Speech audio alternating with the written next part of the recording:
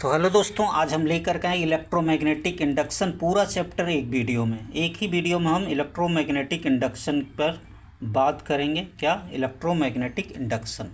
तो electromagnetic induction को full chapter को एक ही वीडियो में बात करेंगे, फास्ट वे में बात करेंगे, फास्ट तरीके से बात करेंगे। तो चलिए देखते हैं इलेक्ट्रोमैग्नेटिक इंडक्शन पर हम अपनी बातों को करते हैं। तो क्या होता है इलेक्ट्रोमैग्नेटिक इंडक्शन? एक्चुअली जब किसी का सर्किट से लिंक फ्लक्स में चेंज आता है तो उसमें करंट इंड्यूस हो जाता है। इसी को हम कहते हैं इलेक्ट्रोमैग्नेटिक इंडक्शन। तो चलिए इस पर डिटेल में बात करेंगे किन किन साइंटिस्ट ने इस पे किया था। तो सबसे पहले जो एक्सपेरिमेंट किया था माइकल फैराडे ने किया था। क्या किया था? Michael Faraday. तो माइकल फैराडे के 3 एक्सपेरिमेंट है। तीनों एक्सपेरिमेंट्स में से देख लेते हैं। पहला एक्सपेरिमेंट उन्होंने लिया एक कॉइल, जिसको गैल्वेनोमीटर से कनेक्ट कर दिया। इस कॉइल को किससे कनेक्ट कर दिया? गैल्वेनोमीटर को। और एक मैग्नेट लिया, जो इस मैग्नेट को उन्होंने तेज़ी से इसके पास में मूव कराया। तो क्या हुआ कि इस गैल्वेनोमीटर में डिफ्लेक्शन हुआ, यानी कि इस कॉइल में क्या हुआ? करंट फ्लो हुआ। क्लियर है? दूसरा उन्होंने लिया एक कॉइल लिया, जिसको गैल्वेनोमीटर से कनेक्ट कर दिया, गैल्वेनोमीटर से इसको भी कनेक्ट कर दिया। और एक दूसरा कॉइल लिया जिसको बैटरी से कनेक्ट कर दिया था, इसको बैटरी से कनेक्ट कर दिया था। राइट। अब क्या हो रहा था कि दोनों में उन्होंने देखा कि क्या किया, इसको जो है तेज़ी से इसके पास मूव कराया। ज़रा ध्यान दीजिएगा, दूसरे एक्सपेरिमेंट में करंट इसमें ऑन कर दिया, करंट फ्लो हो रहा था, तो इसको तेज़ी से इसके पास में लेकर आए और तेज़ी से इससे दूर लेके जाते थे। तो उस कंडीशन में भी इसमें क्या होता था? करंट इंड्यूस हो जाता था। यानी कि यहाँ भी जब मैग्नेट को तेज़ी से मूव करा रहे थे, तभी भी जो कॉइल में हमारा जो कॉइल था उसमें करंट इंड्यूस हो गया। इस बार एक कॉइल था, उसको करंट उसमें कनेक्ट कर दिया था, उसको जब मूव कराया हमारे इस कॉइल के पास में, तो भी इसमें करंट इसमें फिर से फ्लो होने लग गया। तो ये दूसरा एक्सपेरिमेंट था। ठीक है ना? यानी दो ऑब्जर्वेशन किया। एक तो मैग्नेट को लिया, कॉइल को लिया और उसके पास में मूव कराया तो देखा कि करंट फ्लो हो रहा था। दूसरा था कि कॉइल लिया और एक कॉइल लिया जो बैटरी से कनेक्ट था, यानी कि करंट इसमें फ्लो हो रहा था, उसको उसके पास से मूव कराया तो भी जो है करंट फ्लो हुआ। और तीसरा एक्सपेरिमेंट उन्होंने जो किया, तीसरा एक्सपेरिमेंट था कि तीसरे एक्सपेरिमेंट में उन्होंने क्या लिया, जो थर्ड एक्सपेरिमेंट था, उन्होंने उसमें एक कॉइल तो लिया ही लिया जिसको गैल्वेनोमीटर से कनेक्ट कर दिया गया, और साथ ही साथ एक कॉइल और लिया जो बैटरी से कनेक्टेड था,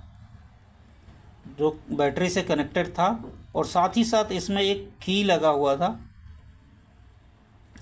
की। तो जब यहाँ पे क्या था, जब की को ऑन कर रहे थे तब यहाँ डिफ्लेक्शन हो रहा था, और की को जब ऑफ कर रहे थे तब डिफ्लेक्शन हो रहा था। लेकिन जब कंटिन्यूसली इसमें करंट फ्लो हो रहा था उस समय डिफ्लेक्शन नहीं हो रहा था। यानी की को ऑन करके अगर छोड़ दे रहे थे, की को ऑन करके ऐसे प्रेस करके रखते थे की को, तो करंट फ्लो, तो ऑन करते समय तो डिफ्लेक्शन होता था, लेकिन थोड़ी देर बाद अपने आप करंट जो है यहाँ पे गैल्वेनोमीटर में डिफ्लेक्शन फिर बंद हो जाता है। इसका मतलब करंट फ्लो होना बंद हो जाता था। फिर जब इसको की को छोड़ते थे, यानी कि सर्किट को ओपन कर देते थे, यानी करंट जब नहीं फ्लो होता था, ऑफ करते समय, उस समय भी एक हल्का सा करंट इसमें इंड्यूस हो जाता था। तो ये 3 एक्सपेरिमेंट था। अपने इन 3 एक्सपेरिमेंट्स के आधार पर उन्होंने एक लॉ दिया जिसे हम कहते हैं Faraday's laws of electromagnetic induction. तो let's understand the Faraday's law of electromagnetic induction.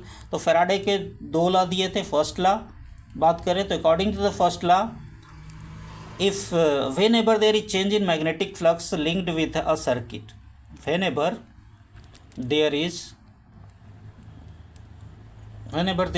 change in magnetic flux whenever there is change in magnetic flux linked with a circuit, then an EMF is induced in the circuit. An EMF is induced in the circuit. And EMF is induced in the circuit. Induced in the circuit. Right? And hence a current is induced in the circuit. and hence a current is induced in the circuit, and hence a current is induced in the circuit, induced in the circuit। तो क्या हुआ कि जब उन्होंने कहा कि जब भी किसी सर्किट से लिंक मैग्नेटिक फ्लक्स में चेंज होगा, जैसा कि हमने कॉइल्स के कंडीशन में देखा था कि जब भी किसी सर्किट से लिंक्ड मैग्नेटिक फ्लक्स में क्या हो रहा था, चेंज हो रहा था, तो उसमें एक करंट जो है फ्लो होने मतलब ईएमएफ इंड्यूस हो जाता था। जब भी किसी सर्किट से लिंक फ्लक्स में चेंज होगा तो उसमें ईएमएफ इंड्यूस हो जाएगा और इस ईएमएफ के कारण एक करंट इंड्यूस हो जाती है इस कॉइल में, राइट। तो ये था हमारा। और अच्छा, साथ साथ थोड़ा सा और इन्होंने बताया, साथ ही बताया कि this current lost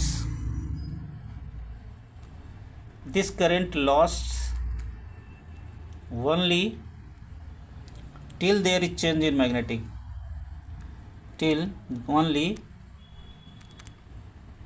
this current lasts till there is change in magnetic flux। यानी कि ये करंट तभी तक थी जब तक मैग्नेटिक फ्लक्स में चेंज हो रहा था। जब मैग्नेटिक फ्लक्स में चेंज होना बंद हो जा रहा था, करंट फ्लो होना बंद हो जा रही थी। तो ये देखा जाए, इस तरह से हमने देखा कि जो फैराडेज लॉ थे, फैराडेज लॉ क्या क्या था। तो फैराडेज फर्स्ट लॉ की बात करें कि whenever there is change in magnetic flux linked with a circuit then an EMF is induced in the circuit. यानी जब भी किसी सर्किट से लिंक मैग्नेटिक फ्लक्स में चेंज होगा तो उसमें एक ईएमएफ इंड्यूस हो जाएगा और साथ ही साथ और इसके कारण एक करंट इंड्यूस हो जाएगी। And this current lasts till only there is change in magnetic flux. ये करंट तभी तक रहेगी जब तक मैग्नेटिक फ्लक्स में चेंज होगा, अन्यथा नहीं होगा। तो ये था आपका फैराडे का first law. Faraday second law, तो बात करें हम फैराडे सेकेंड लॉ। तो सेकेंड लॉ में फैराडे ने बोला, फैराडे सेकेंड लॉ ने कहा कि द इंड्यूस्ड ईएमएफ, ये जो इंड्यूस ईएमएफ हुआ, द इंड्यूस्ड ईएमएफ मान लेते हैं एप्सिलॉन से डिनोट करते हैं। The induced EMF epsilon is directly proportional to the is directly proportional to the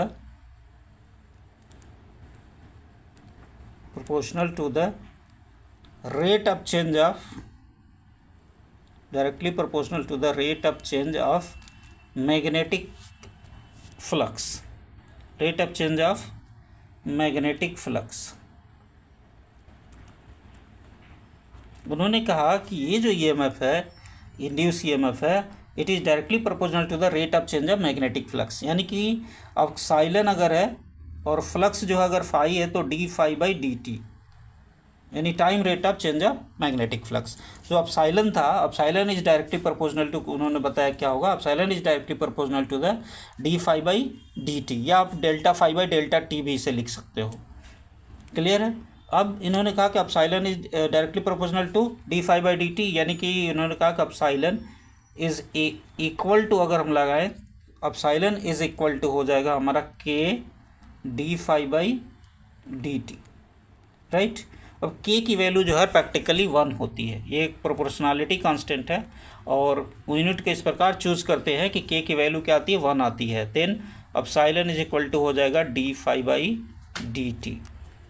epsilon is equal to कितना हो जाएगा, d phi by D T. तो इस तरह से इन्होंने अपसाइलन को, यानी ईएमएफ को, जो इंड्यूस ईएमएफ है उसको मेज़र करने के लिए एक फार्मूला दे दिया। एक बार सेकेंड लॉ को मैं फिर से आपको बता देता हूँ। सेकेंड लॉ की बात करें तो सेकेंड लॉ जो है ये कहता है कि the induced EMF in the circuit is directly proportional to the rate of change of magnetic flux link to the circuit.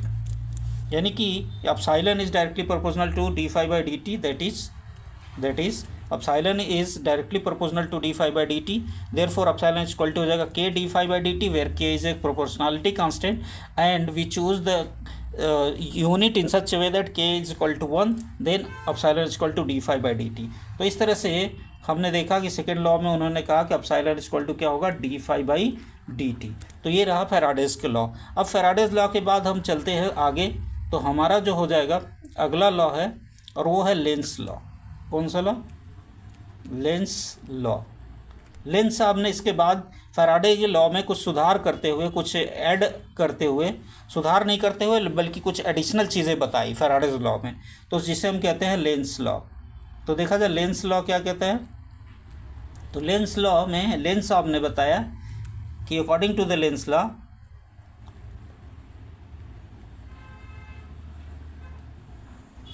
according to this law, ये 2 है, according to this law the direction of induce EMF, ज़रा ध्यान दीजिएगा, direction पे बात करी उन्होंने, जो करेंट था या फिर इंड्यूस ईएमएफ था उसकी डायरेक्शन की बात करी। The direction of induced EMF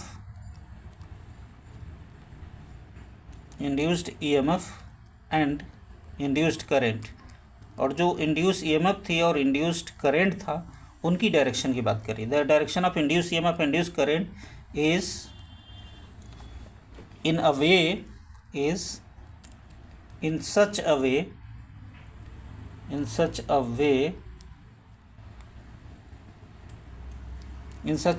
that it opposes the change which produces it.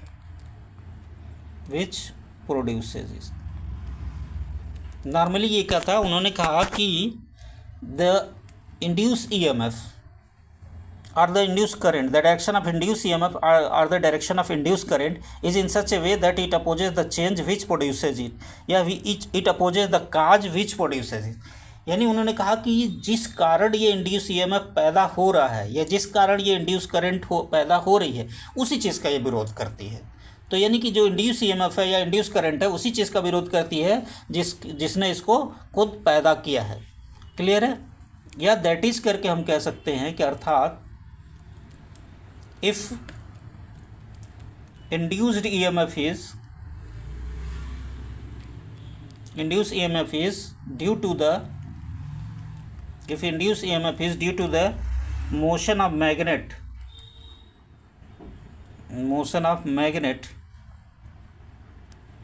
then it opposes the motion of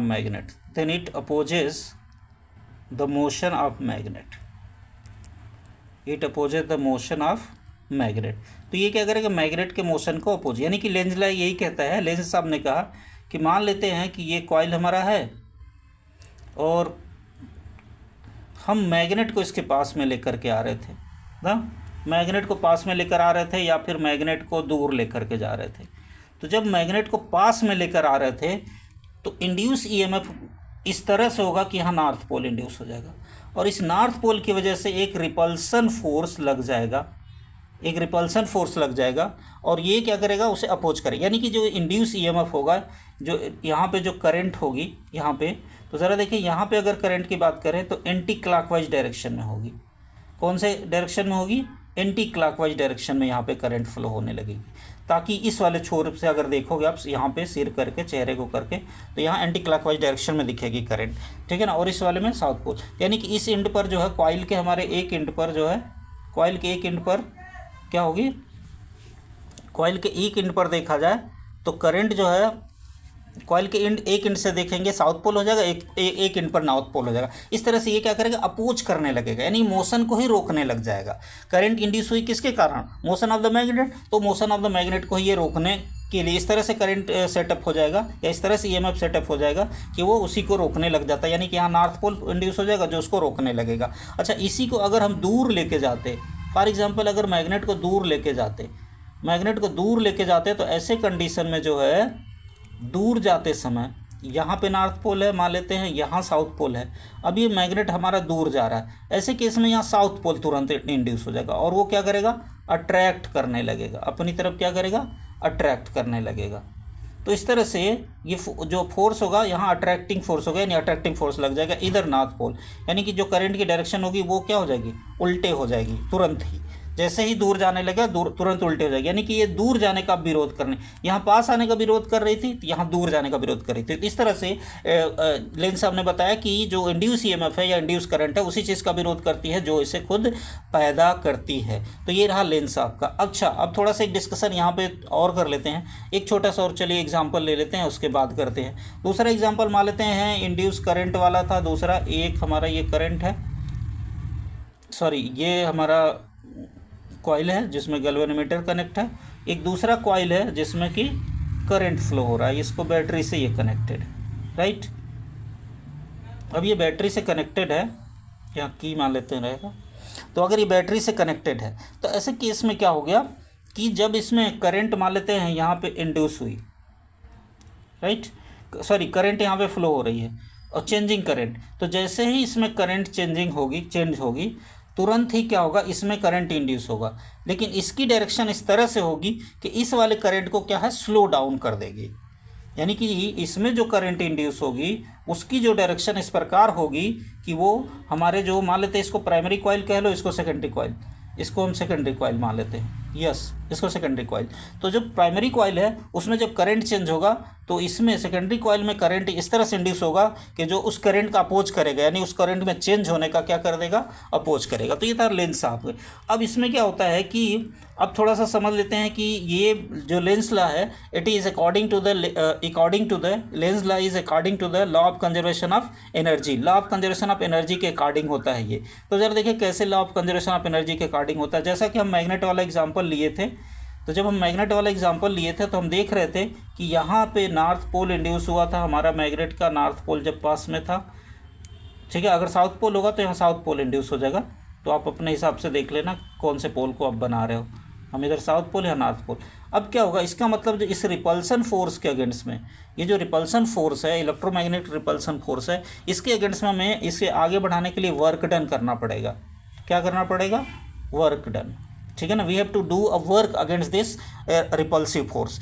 अगर पास में आ रहा मैग्नेट तो हमें रिपल्सिव फोर्स उस पर लगेगा और उसके अगेंस्ट में हमें वर्क डन करना पड़ेगा। So we have to do the mechanical energy, ठीक है ना, हमें मैकेनिकल एनर्जी खर्च करनी पड़ेगी। कौन सी एनर्जी, मैकेनिकल एनर्जी। तो लेंस साहब ने कहा कि यही मैकेनिकल एनर्जी, यहाँ पे जो करंट इंड्यूस हुई है यही मैकेनिकल एनर्जी है जो इलेक्ट्रिकल एनर्जी के रूप में उत्पन्न हो रही है। अन्यथा क्या होता, बिना कारण ही एनर्जी उत्पन्न हो जाती और ये law of conservation of energy का क्या होता, वायलेशन होता, क्योंकि एनर्जी न तो क्रिएट कर सकते हैं न ही डिस्ट्रॉय कर सकते हैं। तो आई होप ये भी क्लियर हो गया।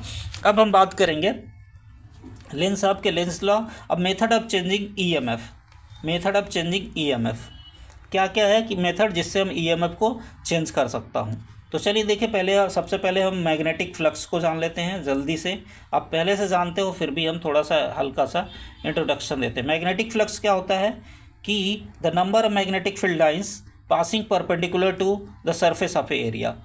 कोई सरफेस है, क्लियर है, तो कोई सरफेस है तो अब उसके परपेंडिकुलर मैग्नेटिक फील्ड लाइंस, कितनी मैग्नेटिक फील्ड लाइंस हैं जो पास कर रही हैं, ठीक है। फॉर एग्जांपल मान लेते हैं कि इसमें बहुत सारी ये मैग्नेटिक फील्ड लाइंस हैं जो इसके परपेंडिकुलर जो है पास कर रही हैं, ठीक है ना। तो कितनी number of magnetic field lines passing perpendicular to an area is called magnetic flux, ठीक है ना। मान लेते 10 मैग्नेटिक फील्ड लाइंस इस एरिया ए से पास कर रही हैं, तो इसका मैग्नेटिक फ्लक्स कितना हो जाएगा, 10 हो जाएगा, क्लियर है। सिमिलरली जैसे भी हो, तो इस तरह से मैग्नेटिक फ्लक्स क्या हो गया, the number of magnetic field lines, the number of magnetic field lines,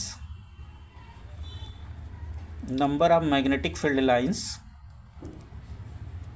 passing perpendicular to an area, sorry, passing perpendicular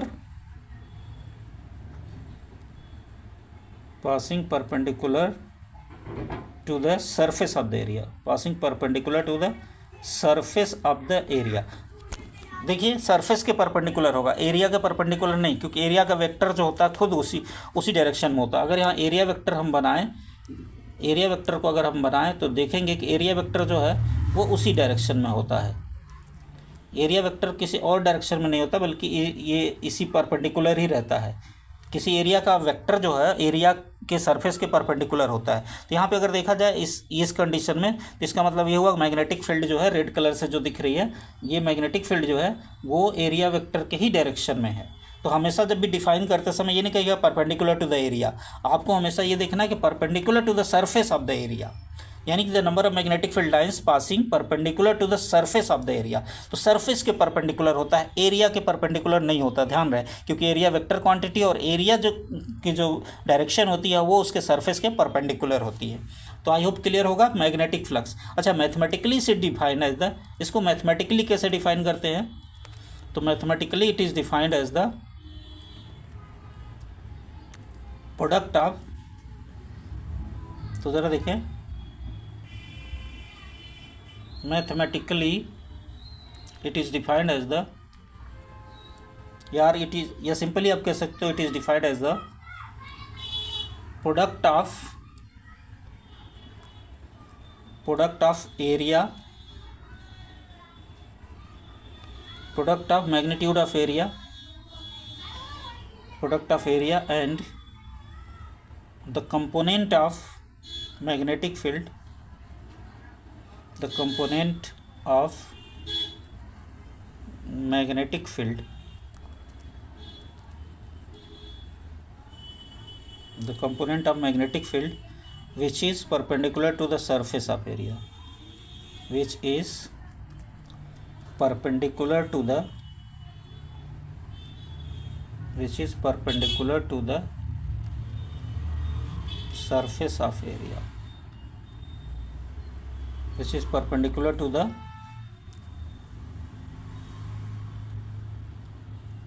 surface of area। Sir देखिए, ये कहता है अगर एरिया है तो इसका मान लेते हैं एरिया ए है, ठीक है ना।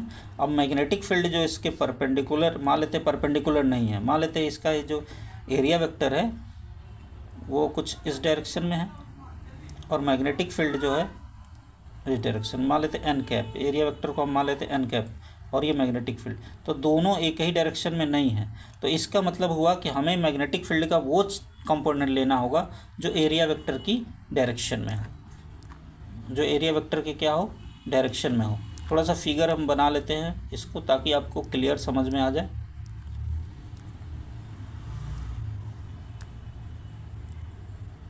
मान लिया कि ये एरिया है, अब इस एरिया का जो वेक्टर होगा, एरिया वेक्टर, वो इसके सरफेस के क्या होगा, परपेंडिकुलर होगा। तो फॉर एग्जांपल मैं मान लेता हूँ कि इसका एरिया वेक्टर है, ये है जो इसके परपेंडिकुलर है। अब लेकिन जो मैग्नेटिक फील्ड है वो परपेंडिकुलर नहीं है। मान लेते हैं मैग्नेटिक फील्ड की डायरेक्शन जो है वो कुछ इस डायरेक्शन में है, मैग्नेटिक फील्ड की डायरेक्शन जो है वो कुछ इस डायरेक्शन में है, यानी कि परपेंडिकुलर नहीं है। तो ऐसे केस में क्या होगा कि ये हमारा एन कैप हो गया, एन कैप लिखेंगे, और ये हमारा हो गया मैग्नेटिक फील्ड। तो दोनों के बीच में अगर एंगल है थीटा, तो ऐसे केस में जो मैग्नेटिक फील्ड का कंपोनेंट इस डायरेक्शन में होगा वो होगा क्या, बी कॉस थीटा। क्लियर है ना, क्योंकि थीटा के डायरेक्शन पे कंपोनेंट निकालते हैं जब रेजोल्यूशन करके तो कॉस थीटा आता है। तो ये इसका जो कंपोनेंट यानी इस वेक्टर इस डायरेक्शन में एन कैप की डायरेक्शन में क्या हो जाएगा, बी कॉस थीटा। इस तरह से यही है इसका डिफिनीशन हो गया कि flux is equal to product of area and component of magnetic field along the direction of area. तो फाई इज इक्वल टू क्या हो जाएगा, A B cos theta. I hope clear हो गया होगा। तो ये यानी कि डिफिनीशन एक बार फिर से, the number of magnetic field lines passing perpendicular to the surface of the area, यानी कि वो number of magnetic field lines जो सरफेस, जो एरिया का सरफेस है उसके परपेंडिकुलर जितने पास करें। या mathematically it is defined as the product of the area and the component of magnetic field along the direction of area, यानी कि फाई इज इक्वल टू क्या हो जाएगा, ए इंटू बी कॉस थीटा। या इसी को थोड़ा सा और अच्छा से लिख दें, so phi will be equal to हो जाएगा हमारा B A cos theta. Now we can write it as vector B dot vector A. So phi will be is equal to vector B dot vector A. This is the magnetic flux. तो I hope कि it will be clear to you. Now let's go for the methods of changing magnetic flux. So we are going to take part in the methods of changing magnetic flux. How we can change, या methods of inducing EMF, या simply you can say that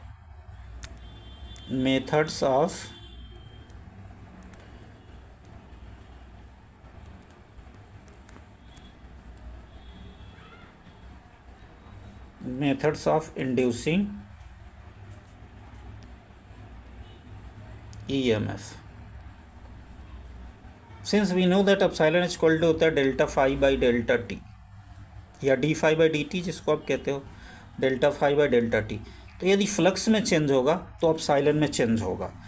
it means that कि we have to talk about the flux.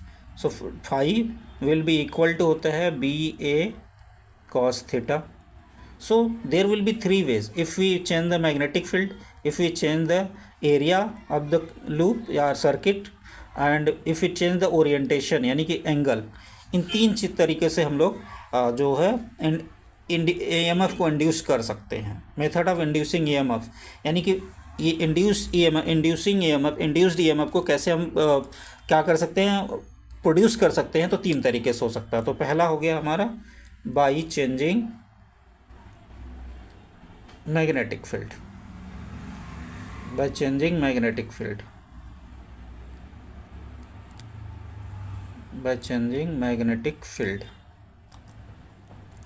thus by using a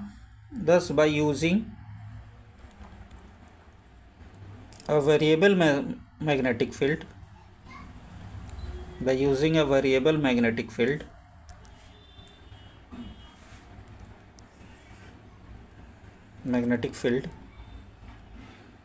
we can change the magnetic flux,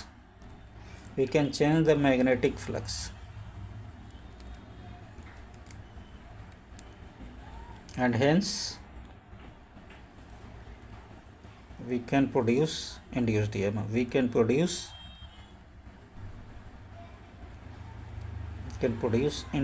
EMF। इस तरह से हम induce EMF को produce कर सकते हैं। तो फाई इज इक्वल टू यानी बी में चेंज करके मैग्नेटिक फील्ड में, ये हो गया। अब हम बात करेंगे अगले मेथड पे। दूसरा मेथड हो सकता है by changing area of the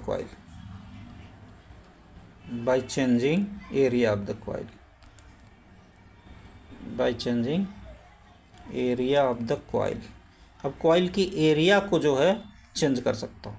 for example मान लेते हैं यहाँ पे हमारा यूनिफॉर्म मैग्नेटिक फील्ड है, यानी वेरिएबल मैग्नेटिक फील्ड नहीं है, it is perpendicular and into the inward direction. मान लेते हैं ये हमारा मैग्नेटिक फील्ड है, राइट। अब हमने एक ले लिया है कॉइल, ले लिया, और जो है इसको सबसे पहले हम इस कॉइल को सबसे पहले में हम बाहर में ही रखते हैं। तो कॉइल को हम बाहर में ही रखते हैं। ये हमारा कॉइल हो गया। मान लेते हैं PQRS, और कॉइल क्या है PQRS, ये हमारा कॉइल है। अब ये बाहर है तो एरिया कितनी है अभी इसकी, फील्ड से अफेक्टेड एरिया 0, राइट। अब इसके बाद अगर हम इसके अंदर लेकर के जाते हैं तो एरिया थोड़ी क्या होगी, इंक्रीज़ होगी, राइट। तो अगर इंक्रीज़ होगी एरिया तो क्या होगा, तो अगले फिगर में हम देख लेते हैं कि हमने कह दिया फिर से, ये हमारा मैग्नेटिक फील्ड है, मैग्नेटिक फील्ड हो गई uniform magnetic field perpendicular and into the area. अब हमारा क्या, हम कह रहे हैं कि जो हमारा वायर था अब वो थोड़ा सा अंदर आ चुका है, हमने उसे स्लाइड कर दिया है, v वेलोसिटी से मैंने स्लाइड किया। कितनी वेलोसिटी से, v वेलोसिटी से स्लाइड किया। तो अब ज़रा देखा जाए, p डैश नई पोजीशन हो गई, q dash, r dash, s dash नई पोजीशन हो गई। यहाँ से ज़रा देखें, ये वाली एरिया, इतनी एरिया हुई है चेंज, यही वाली एरिया हुई है चेंज। तो यहाँ p और q था ऑलरेडी। अगर हम ओरिजिनल बनाएं तो हमारा जो ओरिजिनल था कुछ यहाँ से था, इस तरह से PQRS ये था, जो PQRS था, राइट। ये PQRS था, उसको स्लाइड करके हमने अंदर कर दिया है।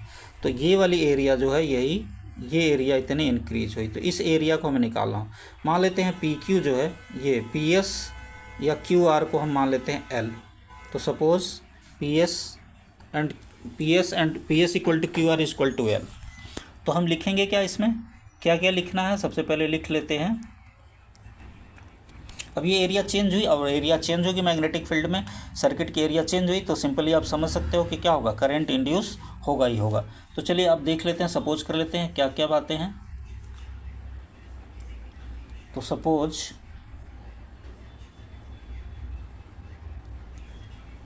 Rectangular loop PQRS is slided into uniform magnetic field in uniform magnetic field B. Uniform magnetic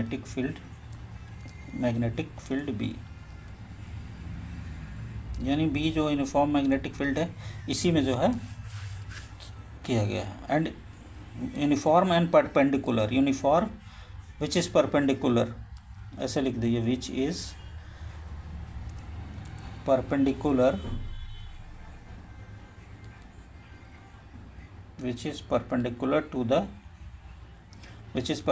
to the loop of the magnet, sorry plane of the loop, यानी ये जो मैग्नेटिक फील्ड है वो क्या है, लूप के प्लेन के क्या है, परपेंडिकुलर है। ठीक है ना। अब मान लेते हैं कि सपोज लूप इज स्लाइडेड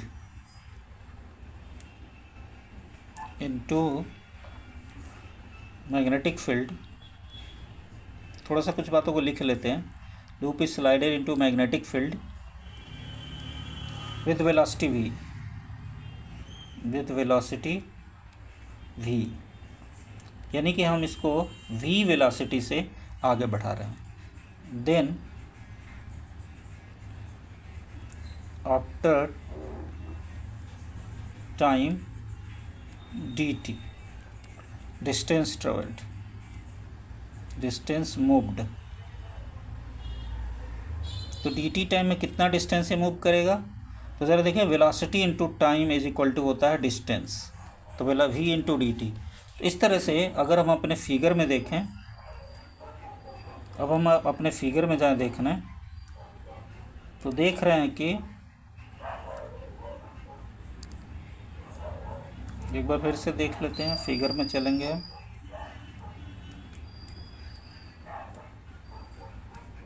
यहाँ पे तो ये फिगर में देखें तो ज़रा यहाँ पे अगर देखते हैं तो यहाँ से ये वाली जो डिस्टेंस हुई,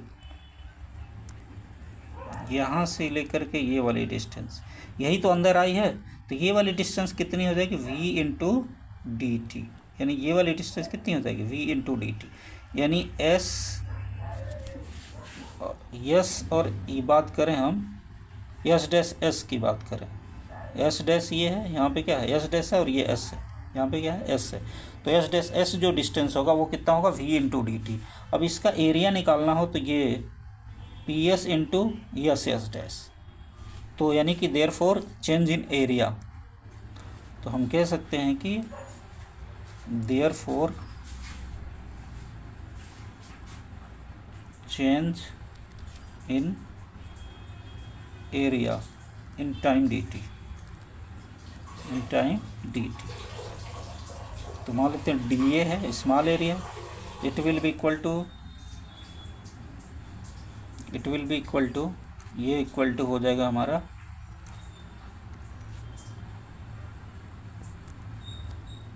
देखा जाए तो ये क्या था, फिगर में एक बार देख लेते हैं, P dash S dash into S dash S, यानी कि इस तरह से हो गया हमारा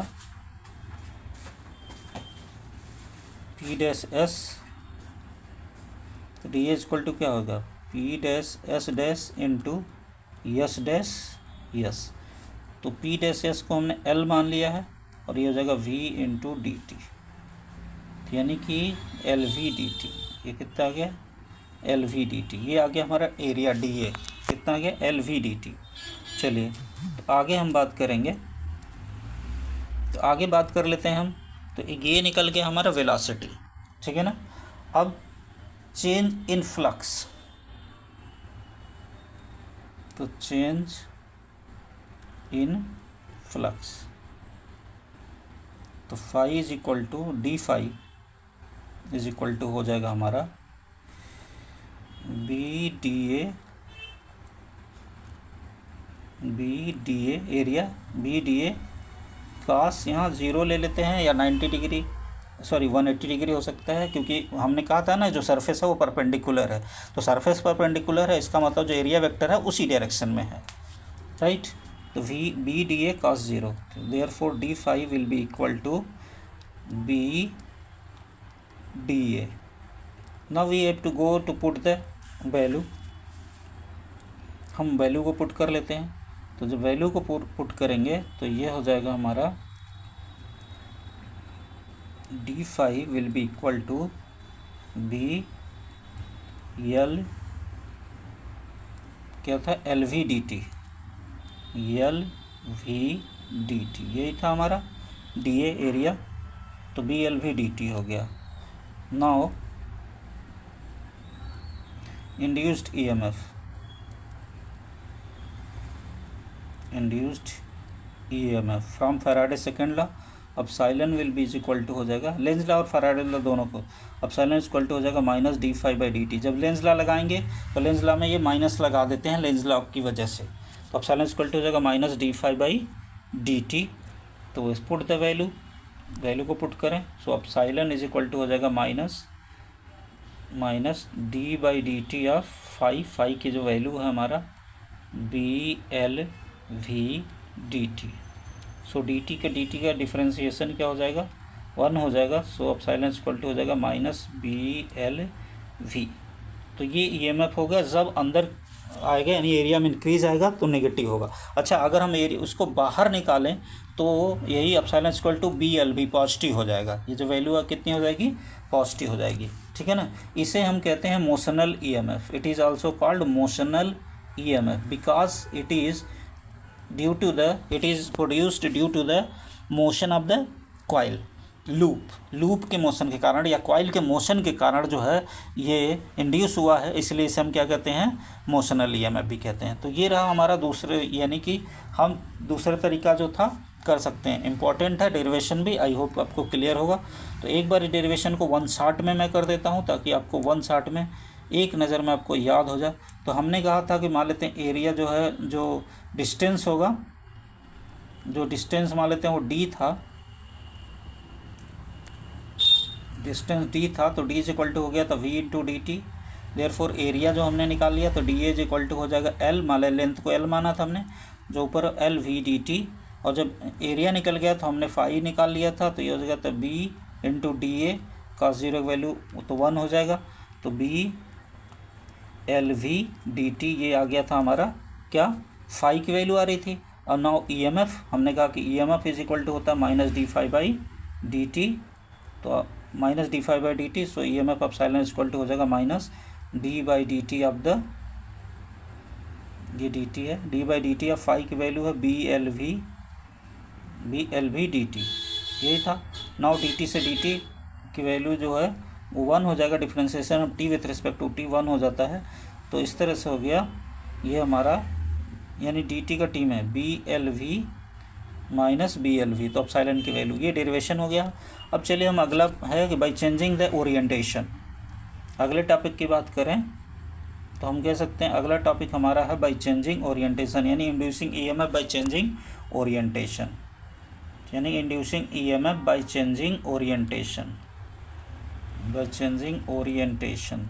ओरिएंटेशन का मतलब क्या हुआ? थीटा को चेंज करने जा रहे हैं। जो कास थीटा था ना, तो हमने बी को चेंज करना सीख लिया था, ए को, अब थीटा को चेंज करेंगे। तो थीटा को चेंज करेंगे तो क्या होगा, उसके लिए फिगर बनाते हैं हम।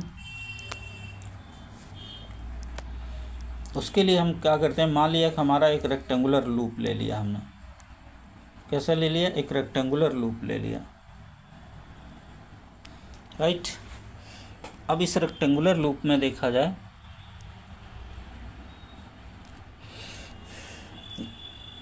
इस रेक्टेंगुलर लूप के दोनों वायर्स मान लेते हैं, एक वायर इधर वाला इधर से कनेक्टेड, दूसरा वायर इधर से। किसी एक्सल से मैं इसे कनेक्ट कर दिया हूँ जिससे कि मैं रोटेट कर सकूँ इसको। अब हम ले लेते हैं कि दो मैग्नेट, एक मैग्नेट ले लेते हैं, उसके दो पोल्स होंगे। मान लेते हैं हार्सू मैग्नेट टाइप का ले लेते हैं, यू शेप्ड का। तो एक पोल उसका, यानी कि उसके दोनों पोल्स के बीच में, एक ही मैग्नेट के ये दोनों पोल्स हैं, ध्यान रहे। तो इसके दोनों पोल्स के बीच में हम क्या करते हैं, इसको अपने कॉइल को रख दिया। अब कॉइल को रख देंगे तो जो मैग्नेटिक फील्ड लाइंस हैं वो नॉर्थ पोल से साउथ पोल की तरफ कुछ इस डायरेक्शन में होंगे।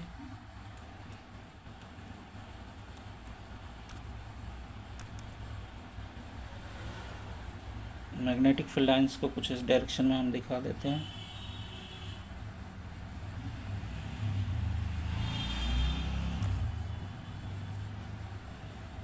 तो ये मैग्नेटिक फील्ड लाइंस है। मान लेते हैं हमारा पी क्यू आर एस या ए बी सी डी, जो भी मान लेते, पी क्यू आर एस मान लिया मेरा कॉइल है, ठीक है ना। अब मैग्नेटिक फील्ड कितना है, बी मान लिया, मैग्नेटिक फील्ड बी है हमारी। इसकी एरिया जो है ए है, एरिया को कितना मान लिया हमने, अपने लूप की एरिया को कितना माना है, ए माना है, ठीक है। अब ये अपने एक्सिस से जो है, इसको इसके एक्सिस से रोटेट कराएंगे हम क्या करेंगे, रोटेट करेंगे। मान लेते हैं कि ये इसका एक्सिस है ये, तो इसके एक्सिस से हम इसको इस एक्सिस से ऐसे क्या करेंगे, घुमाएंगे। यानी कॉइल को यहाँ पे एक्सल से सॉफ्ट लगा देंगे, एक्सल लगा देंगे, जिससे कि हम इसे रोटेट कर सकें। तो जब हम इसे रोटेट करेंगे तो कॉइल इस तरह से क्या होगा, रोटेट होगा। जब ये रोटेट होगा तो फ्लेमिंग्स राइट हैंड रूल लगाते हैं। फ्लेमिंग्स राइट हैंड रूल के अकॉर्डिंग जो इसमें करंट इंड्यूस होगा, तो जो करंट इंड्यूस होगा उसकी डायरेक्शन क्या होगी, यहाँ पे ऊपर की तरफ इस डायरेक्शन में होगी। और एस आर में देखेंगे तो उसकी डायरेक्शन क्या होगी, नीचे की तरफ होगी। तो इस तरह से करंट जो है इंड्यूस हो जाएगा, क्योंकि जब रोटेट करेंगे तो एंगल मूव करेगा और फ्लेमिंग्स राइट हैंड रूल के हिसाब से देखा जाए। तो ज़रा देखा जाए, अब डेरिवेशन कर लेते हैं इसका। ये हमारा ये जनरेटर का है, ये जनरेटर का पूरा एक कह लीजिए थियरी है। तो आगे बढ़ते हुए चलते हैं हम जल्दी देखिए, क्योंकि हमारे पास समय कम है तो पूरे चैप्टर को कवर करना है। तो अब देखते हैं क्या क्या हमने मान लिया कि एरिया क्या था, ये था, ठीक है ना। अब एरिया ये था, तो मैग्नेटिक फ्लक्स कितना होगा, तो फ्लक्स जो होगा फाई इज इक्वल टू, मान लेते हैं नंबर ऑफ टर्न्स। कुछ चीज़ों को जो मान लेना है तो क्या मानेगा, suppose let A be the area of the coil, suppose A be the area of the coil and B is the magnetic flux, right? Then phi will be equal to BA cos theta, and where theta is the angle between the area vector and the magnetic field. Theta जो है area vector और magnetic field के बीच का angle है, right. तो theta क्या है, एरिया वेक्टर और मैग्नेटिक फील्ड के बीच का एंगल हो गया। इस तरह से हमने देखा कि जो फ्लक्स हो जाएगा फाई इज इक्वल टू क्या हो जाएगा, BA cos theta, where theta is the angle between area vector and magnetic field. Area vector और मैग्नेटिक फील्ड के बीच का एंगल है थीटा। अब इफ़ कॉइल इज रोटेटेड थोड़ा सा इसमें लिखेंगे, if coil is rotated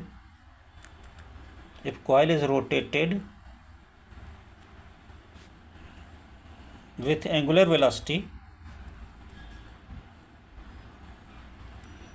if coil is rotated with angular velocity omega, मान लेते कॉइल को ओमेगा एंगुलर वेलोसिटी से हम रोटेट करते हैं, तो क्या होगा, then theta will be equal to हो जाएगा ओमेगा इंटू टी। किसी पर्टिकुलर टाइम पे थीटा की वैल्यू क्या हो जाएगी, ओमेगा इंटू टी हो जाएगी।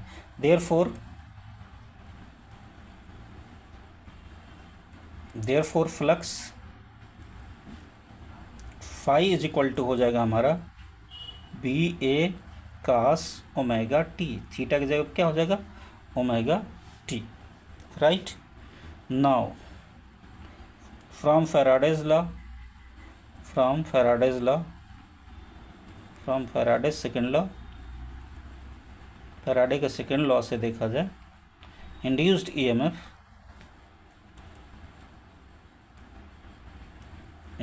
ईएमएफ अपसाइलन इक्वल टू होता है माइनस डी फाइव लिखेगा by D T. Epsilon equal to minus D phi by D T. So epsilon will be equal to minus D by D T of phi की value को put करें तो phi की जो value है वो है B A cos omega T. Right, clear है. या फिर अपसाइलन इज इक्वल टू हमारा हो जाएगा माइनस, कितना हो जाएगा, ये हो जाएगा माइनस बी. कांस्टेंट है, मैग्नेटिक फील्ड हमारी कांस्टेंट थी, यूनिफॉर्म है. एरिया भी कॉइल का बदलेगा नहीं, वो भी कांस्टेंट हो गया. एरिया भी क्या हो जाएगा, कांस्टेंट है, तो वो भी नहीं बदलेगा. बी ए. अब कास ओमेगा टी का जो डिफरेंशिएशन होता है वो माइनस साइन ओमेगा टी होता है. क्या होता है, minus sign omega T into omega T का फिर डिफरेंशिएशन करेंगे तो ओमेगा आता है. इस तरह से माइनस माइनस ये प्लस हो गया. सो अपसाइलन इक्वल टू हो जाएगा B A omega sine omega T. B A omega sine omega T. थोड़ा सा लिखने में परेशानी, ये साइन है, यहाँ देखिए साइन, SIN नहीं, साइन ओमेगा टी. यानी कि 10 we see that epsilon is equal to क्या हो गया. एक बार यहाँ पे फिर से मैं कर देता हूँ ताकि आपको कन्फ्यूजन ना हो. हमने कहा कि अपसाइलन इक्वल टू होता है minus D phi by D T. तो फाइव की वैल्यू पुट करी हमने, तो minus D by D T of phi की वैल्यू हमारा है B A cos omega T. Right. अब इस तरह से अपसाइलन इक्वल टू हो जाएगा बी ए साइन ओमेगा टी, क्योंकि B A omega sine omega T, क्योंकि कास ओमेगा टी की differentiation minus sign omega T into omega, तो माइनस से माइनस कैंसिल आउट हो जाएगा. तो ये हो जाएगा हमारा B A omega sine omega T. ठीक है. अब इफ़ नंबर ऑफ टर्न्स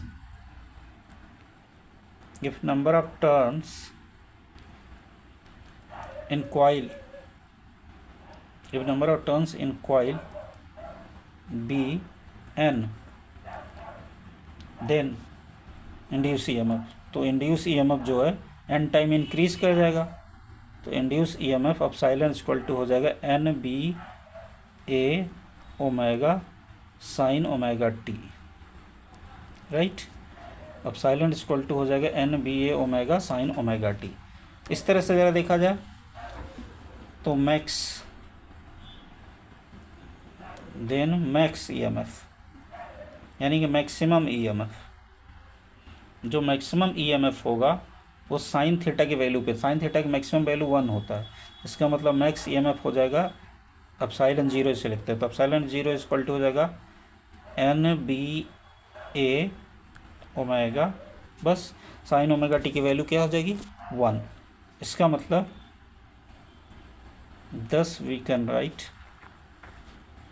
इस तरह से हम लिख सकते हैं क्या कि epsilon equal to N B omega को अपसाइलन नॉट लिख लिया साइन ओमेगा टी. यानी जो फार्मूला था हमारा epsilon equal to N B A omega sine omega T, उसमें एन बी ए ओमेगा की जगह पे अपसाइलन 0 रख सकता हूँ, अपसाइलन नॉट, तो अपसाइलन इक्वल टू हो गया epsilon not sine omega T. अब ज़रा देखा जाए इसके, तो अगर ये साइनस साइडियली क्या है, इंक्रीज और डिक्रीज कर रहा है. मान लेते हैं इधर EMF को कर दूँ, अपसाइलन को, इधर पॉजिटिव हो जाएगा, यहाँ 0 है, यहाँ नीचे नेगेटिव, अपसाइलन इधर इंक्रीज करेगा. ठीक है. तो अब ज़रा देखा जाए EMF जो होगा ये साइनस साइडियली एक्चुअली यहाँ पाई बाई 2 मान लेते करते हैं, फिर पाई, फिर 3 पाई बाई 2, 2 पाई, आगे भी बढ़ा लेते हैं 5 pi by 2, 3 pi, so on. तो जो EMF है वो देखेंगे आप तो कुछ इस तरह से उसका ग्राफ करके, साइनस साइडियल ग्राफ होगा तो कुछ इस तरह से जाएगा. इसका मतलब ये हुआ कि EMF का जो है, EMF कंटिन्यूसली इंक्रीज़ हो रहा है, फिर डिक्रीज़ भी हो रहा है, यानी चेंज हो रहा है कंटिन्यूसली. यहाँ देखें, यहाँ तक तो पॉजिटिव था, लेकिन यहाँ से आके नेगेटिव डायरेक्शन में इंक्रीज़ करने लगा यहाँ पे. तो इसका मतलब फिर डायरेक्शन भी चेंज हो जा रही है. तो यानी कि द EMF, यानी कह सकते हो आप the magnitude of EMF the magnitude of EMF change continuously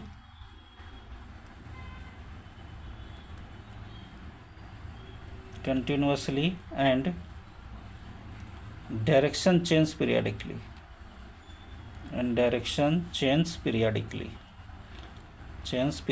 और डायरेक्शन क्या हो रहा है, हर पीरियड के बाद क्या हो रहा है, चेंज हो रहा है. देयरफॉर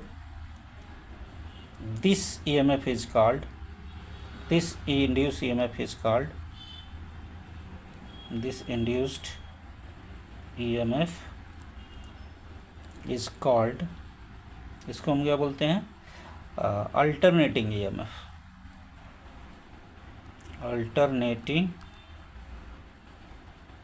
EMF, यानी AC EMF, AEMF यानी कि अल्टरनेटिंग EMF. अब बात करें इसी से हम अल्टरनेटिंग करंट भी, जब अल्टरनेटिंग EMF है तो अल्टरनेटिंग करंट भी होगा, ठीक है ना. तो alternating current since I is equal to होता है एप्सिलॉन अपॉन R, तो एप्सिलॉन सो I इज, हम लिख सकते हैं कि I is equal to epsilon not upon R sine omega T, right. यानी कि इसी को थोड़ा सा हम सॉल्व कर लें तो इस तरह से I इज इक्वल टू हमारा हो जाएगा, या एप्सिलॉन नॉट अपन R को मैक्सिमम करंट होगी तो हो जाएगा I naught into sine omega T. So इस तरह से करंट को भी हम लिख सकते हैं I is equal to I not sine omega T. तो ये करंट कहा जाएगा क्योंकि ये epsilon not upon R maximum value, peak value of the current होगी. पीक वैल्यू ऑफ करंट को I नॉट मान लेते हैं तो I is equal to I not sine omega T. इस तरह से ये जो करंट इंड्यूस होगी यहाँ पे वो भी क्या होगी, साइनसाइडियल होगी, यानी कि ये भी जो है अल्टरनेटिंग करंट होगी. इसका भी मैग्नीट्यूड कंटिन्यूसली चेंज होगा और डायरेक्शन पीरियडिकली चेंज होगा. तो आई होप कि ये समझ में आ गया होगा. और इसी से जो है होता है आपका क्या, इसी से रहता है आपका क्या बोलते हैं, AC जनरेटर. तो AC जनरेटर पे थोड़ा कंस्ट्रक्शन बता देता हूँ, बाकी डेरिवेशन उसका यही है. AC जनरेटर में एक आर्मेचर होता है. AC जनरेटर में क्या होता है, बात करें हम AC जनरेटर की, थोड़ा सा बात कर लेते हैं तुरंत ताकि आपको समझ में भी आ जाएगा. तो AC जनरेटर की बात करें तो AC जनरेटर में एक आर्मेचर होता है. क्या रहता है, आर्मेचर. जो कॉइल होता है ना, जो हम लूप लिए थे उसी को हम लोग क्या बोलते हैं, आर्मेचर बोलते हैं, राइट. जो लूप हमने लिया था उसको ही बोलते हैं आर्मेचर. तो ये हमारा हो गया आर्मेचर, राइट. आर्मेचर जो है ना वो कनेक्ट रहता है, आर्मेचर जो है कनेक्ट रहता है एक सॉफ्ट से, सॉफ्ट आयरन कोर, सॉफ्ट से, सॉफ्ट का मतलब यहाँ पे जैसे एक्सल होता है ना उस तरह का एक सॉफ्ट रहता है आयरन का, उससे ये कनेक्ट रहता है, राइट. अब ये कनेक्ट रहता है और साथ ही साथ ये जो है एक मैग्नेट के दो पोल्स होते हैं. कोई मैग्नेट है उसके दो पोल्स होंगे तो उस मैग्नेट के दो पोल्स के बीच में ये रखा हुआ रहता है. एक मैग्नेट है, उस मैग्नेट के दो पोल्स होंगे, तो एक मान लेते हैं एक नॉर्थ पोल हो गया और एक साउथ पोल. मैग्नेट के दोनों पोल्स के बीच में कॉइल को रखा जाता है. अब दो चीज़ें आती हैं और इसमें क्या होता है, यानी कि एक आर्मेचर हो गया, एक मैग्नेट हो गया, और तीसरी चीज़ आती है rings, slip rings. AC generator की बात करें तो AC जनरेटर में लगता है स्लिप रिंग्स. कौन सी रिंग्स लगती हैं, स्लिप रिंग्स. तो AC जनरेटर में हम लोग लगाते हैं स्लिप रिंग्स, यानी कि यहाँ पे दो रिंग्स लगी होती हैं जिनको हम लोग कहते हैं क्या, स्लिप रिंग्स, ठीक है ना. ये एक एक वायर से कनेक्ट रहती हैं. ये स्लिप रिंग्स क्या होती हैं, एक एक वायर से ये कनेक्ट रहती हैं. एक इस वायर से कनेक्ट होगी, यानी कि एक जो है लेफ़्ट वाले वायर से कनेक्ट रहेगी और एक राइट वायर से कनेक्ट रहेगी. मान लेते हैं एक वाली हो गई इससे कनेक्ट है तो ये वाली जो है इससे कनेक्ट रहेगी. ये हो गई. अब स्लिप रिंग्स को टच करते हुए दो ब्रशेस लगाए जाते हैं, कार्बन ब्रशेस, दो कार्बन ब्रशेस लगा दिए जाते हैं और यही कार्बन ब्रशेस जो है सर्किट से, एक्सटर्नल सर्किट से कनेक्ट रहते हैं. यानी कि यहाँ से वायर कार्बन ब्रश से जोड़ दिया जाता है, यहाँ से भी, और इस तरह से जो भी सर्किट में लोड जहाँ देना हो वहाँ एक्सटर्नल सर्किट में देते हैं और AC करंट हमें मिल जाती है. मेन चीज़ क्या हो गया, एक हो गया आर्मेचर, लिख लीजिएगा. आर्मेचर का मतलब कॉइल। दूसरा हो गया फील्ड मैग्नेट या मैग्नेट सिंपली लिख देते हैं। तीसरा हो गया स्लिप रिंग्स। तीसरे क्या क्या है इसमें, स्लिप रिंग्स होती हैं, ये ध्यान रहे। अगर यही डीसी जनरेटर होता तो उसमें स्प्लिट रिंग्स लगती हैं, स्लिप रिंग्स रहती हैं। उसके बाद ब्रशेस होते हैं, कार्बन ब्रशेस, ठीक है ना। तो ये मेन चीज़ें होती हैं, मेन चीज़ होती हैं, कार्बन ब्रशेस होते हैं। तो ये मेन चीज़ होती है एसी जनरेटर में। बाकी का जो थियरी है, डेरिवेशन जो अभी हमने किया, सेम डेरिवेशन होगा, अल्टरनेटिंग ईएमएफ उसमें भी इंड्यूस होगा। तो चलिए हम आगे चलते हैं। वीडियो को और ज़्यादा बड़ा हो रहा है तो इसलिए हम थोड़ा सा चैप्टर को फिर भी कवर अप करेंगे। चलते हैं जल्दी जल्दी तो अगले टॉपिक पे। हम अगला टॉपिक हमारा है सेल्फ इंडक्शन। अगला टॉपिक हमारा क्या है, सेल्फ इंडक्शन। सेल्फ इंडक्शन क्या होता है, कॉइल में जब करंट कॉइल फ्लो होता है, में करंट चेंजिंग करंट फ्लो हुआ। मान लेते एक कॉइल है, इसमें चेंजिंग करंट फ्लो हुआ, यहाँ की लगा देता हूँ।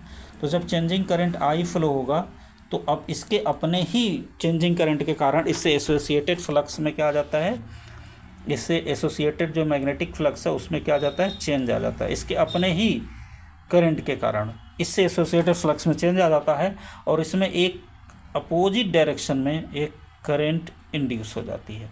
यानी कि एक अपोजिट डायरेक्शन में ईएमएफ इंड्यूस हो जाता है, जो अपोजिट, उसके कारण अपोजिट डायरेक्शन में करंट इंड्यूस हो जाती है। इसका मतलब जो सर्किट में करंट अगर मैं कह दूं I1 है तो I1 इक्वल टू हो जाएगा I माइनस आई डैश, क्योंकि I करंट तो फ्लो हो रही थी लेकिन आई डैश उसको क्या करता है, अपोजिट डायरेक्शन में है तो उसे रिड्यूस कर देता है। यही कारण है कि जब कोई भी कॉइल, जब करंट को ऑन करता हूं तो करंट को ऑन होने में टाइम लगता है, क्योंकि वो जो इंड्यूस करंट है उसे थोड़ा सा स्लो डाउन कर देता है। तो धीरे धीरे जीरो से मैक्स होता है, यानी जीरो से मैक्सिमम होने में उसे टाइम लगता है। उसी तरह ऑफ होता है तो तुरंत ही नहीं होता, बल्कि जीरो टू मतलब मैक्सिमम टू जीरो आने में भी वहाँ, क्योंकि उस समय अपोजिट डायरेक्शन में फिर करंट एक इंड्यूस हो जाती है। क्लियर है। तो सेल्फ इंडक्शन क्या है, the inducing EMF in the coil itself due to the change in current in the coil, due to the changing current flowing in the coil itself is called self induction. यानी कि क्या लिखेंगे, the phenomena of, ये एक घटना है, phenomena है, the phenomena of inducing, the phenomena of inducing EMF in the coil itself,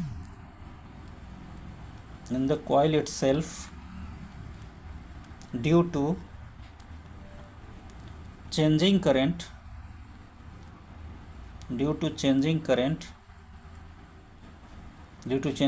flowing in the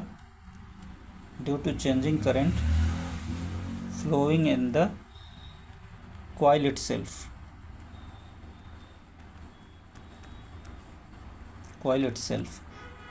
is called self induction, self induction क्या हो गया, अपने ही करंट के कारण, अपने ही चेंजिंग करंट फ्लो होने के कारण उसी कॉइल में एक अपोजिट डायरेक्शन में ईएमएफ इंड्यूस हो जाता है। इसी घटना को हम कहते हैं सेल्फ इंडक्शन। सेल्फ मतलब खुद, यानी खुद के कारण इंडक्शन होना, खुद की करंट के कारण इंडक्शन होना। चलिए इसका डेरिवेशन कर लेते हैं। अब चूँकि जानते हैं कि जो फ्लक्स एसोसिएटेड होगा, यानी कि जो फ्लक्स होगा, the flux is directly proportional to the, जो फ्लक्स होगा ये डायरेक्टली प्रोपोर्शनल होगा, क्योंकि जितना करंट होगा फ्लक्स उतना ही जो है चेंज होगा। The flux is directly proportional, the flux is directly proportional to the current, the flux is directly proportional to the current flowing in circuit। यानी जितनी करंट जो होगा, जो फ्लो ज़्यादा होगा फ्लोइंग इन सर्किट, तो जितना ज़्यादा करंट फ्लो होगा उतना ही फ्लक्स भी क्या होगा, ज़्यादा होगा। दैट इज़, यानी कि हम कह सकते हैं phi is directly proportional to I. इसका मतलब ये होगा phi is directly proportional to क्या हो गया, आई के। That is phi is directly proportional to I. इस तो प्रोपोर्शनलिटी हटाएं तो हम यहाँ कांस्टेंट लगाएंगे और कांस्टेंट हमारा आ जाएगा क्या, एल आई। तो फाई इज इक्वल टू हमारा क्या हो गया, L I, where L is a proportionality constant, ठीक है ना, and it is called inductance. ध्यान रहे क्या है, इंडक्टेंस ऑफ कॉइल, ठीक है ना, या कोफिशिएंट ऑफ इंडक्टेंस भी कहते हैं, इंडक्टेंस ऑफ कॉइल या coefficient of inductance of coil. चलिए, तो ये रहा आपका इंडक्टेंस एल के बारे में बात करी हमने, यानी क्या हो गया, फाई इज इक्वल टू, हमने कहा कि आई क्या होता है। अब इंड्यूस ईएमएफ की बात कर लेते हैं, तो इंड्यूस्ड ईएमएफ देयरफॉर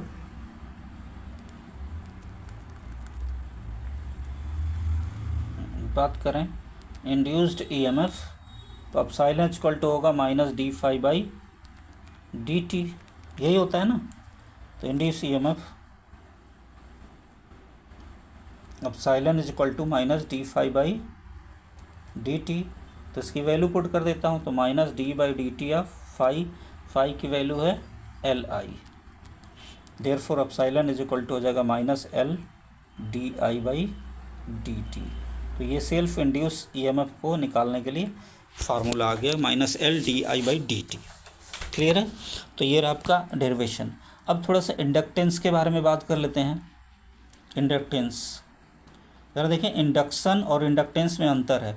इंडक्टेंस जो है सेल्फ इंडक्टेंस, बात करें हम सेल्फ इंडक्टेंस की, इंडक्टेंस का मतलब मेरा क्या है, सेल्फ इंडक्टेंस से है,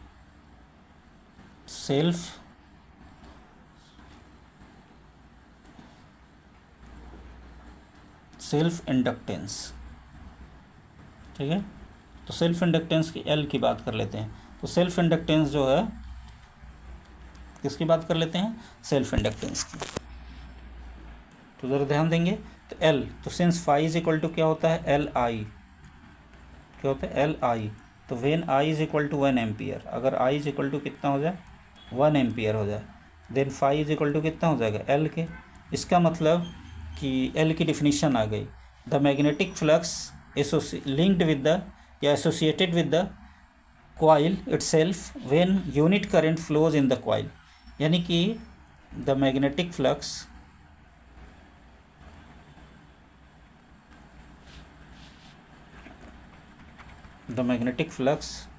linked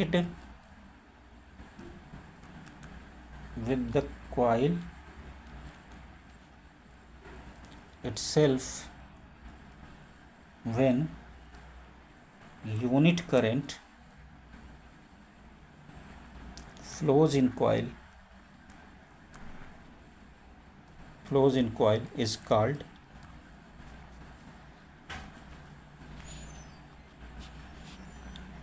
self inductance। अगले पेज में नहीं जा रहा हूँ, मैं ही लिख दे रहा हूँ, इज कॉल्ड सेल्फ इंडक्टेंस। तो उसी को हम क्या कहते हैं, सेल्फ इंडक्टेंस कहते हैं, राइट। तो सेल्फ इंडक्टेंस क्या हो गया कि जब यूनिट करंट फ्लो करे जिस समय कॉइल में, तो उससे एसोसिएटेड या उससे लिंक्ड फ्लक्स जितना होगा वही फ्लक्स कहलाएगा क्या, हमारा सेल्फ इंडक्टेंस। अब unit of self inductance is, ऐसा यूनिट की बात करें तो यूनिट इसका होता है, ऐसा यूनिट इज़ हेनरी। इसका जो ऐसा यूनिट क्या होता है, हेनरी, कैपिटल एस से डिनोट करेंगे हम। चलिए, तो ये रही घटना, ये पूरा हो गया। अब थोड़ा सा इसकी डिफिनीशन और कर लेते हैं। चलिए, एक डिफिनीशन हो गई, काफ़ी है, आगे करेंगे। बाकी अब बात करेंगे हम म्यूचुअल इंडक्शन की। क्या बात करेंगे, किस पर, mutual induction. What is mutual induction? Mutual induction का मतलब, म्यूचुअल मतलब दो लोग के बीच की बात है। तो यहाँ पे दो कॉइल होगा, एक गैल्वेनोमीटर से कनेक्टेड, दूसरी कॉइल होगी बैटरी से कनेक्टेड, यानी कि करंट्स उसमें फ्लो हो रहा होगा, ठीक है ना।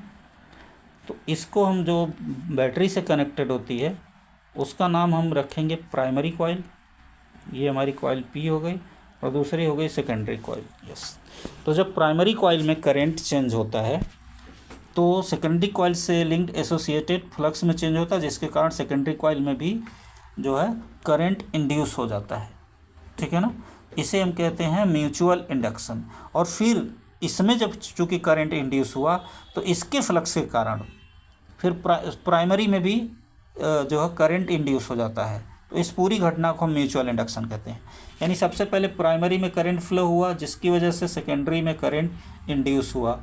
तो फिर जब सेकेंडरी में ये करंट इंड्यूस हुआ तो तो इस इंड्यूस करंट के कारण प्राइमरी में भी फिर से जो है एक करंट इंड्यूस हो जाती है। तो इस घटना को हम कहते हैं म्यूचुअल इंडक्शन, एक दूसरे से जो है इंड्यूस होना, ईएमएफ को इंड्यूस करना। तो क्या हो गया mutual induction?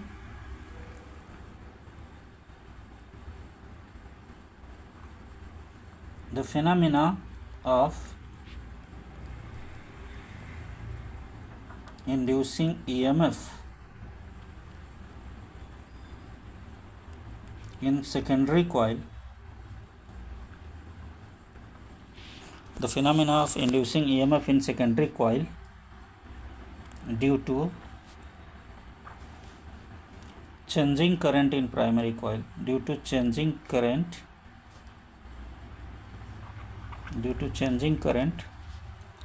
flowing in primary coil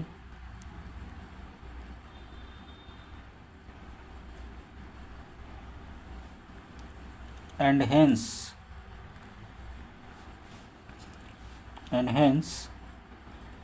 due to this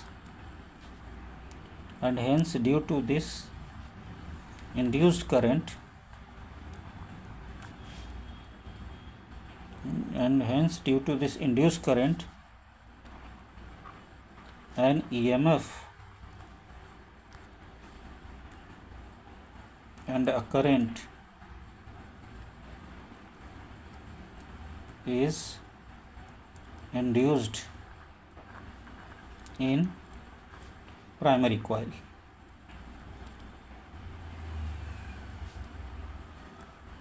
It is called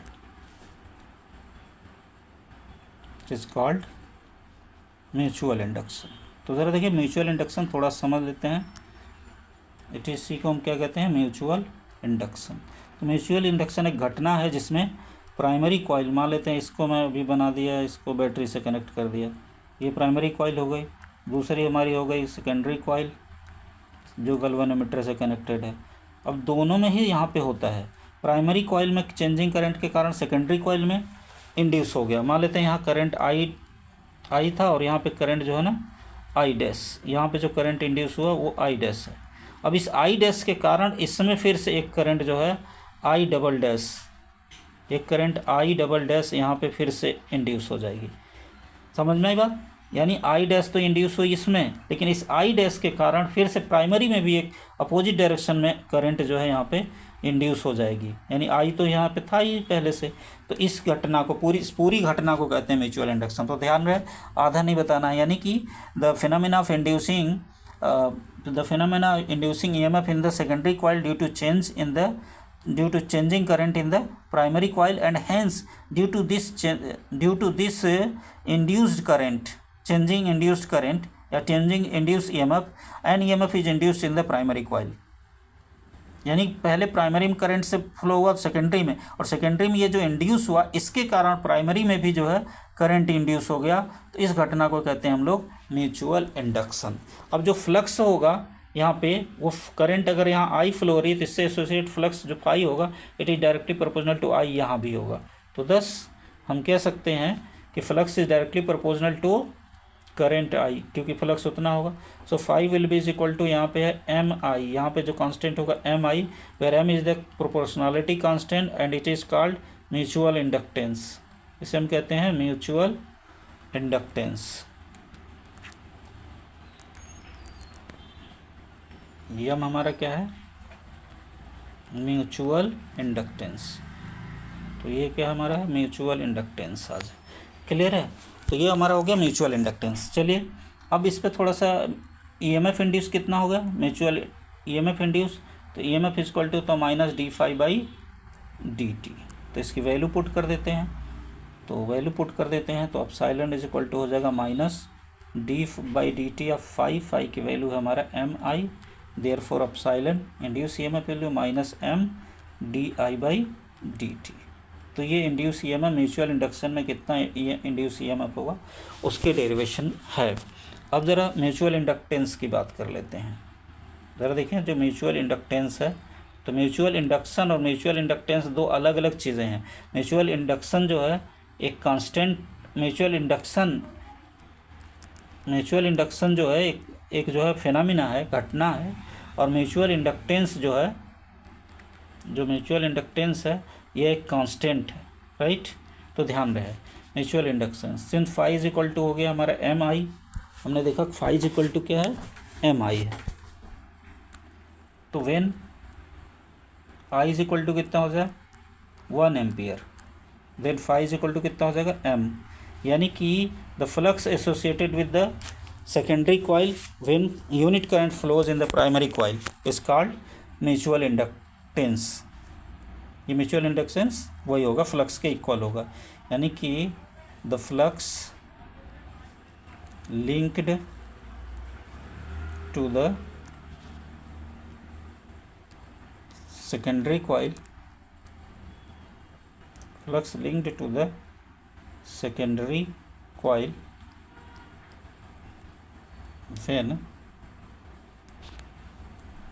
unit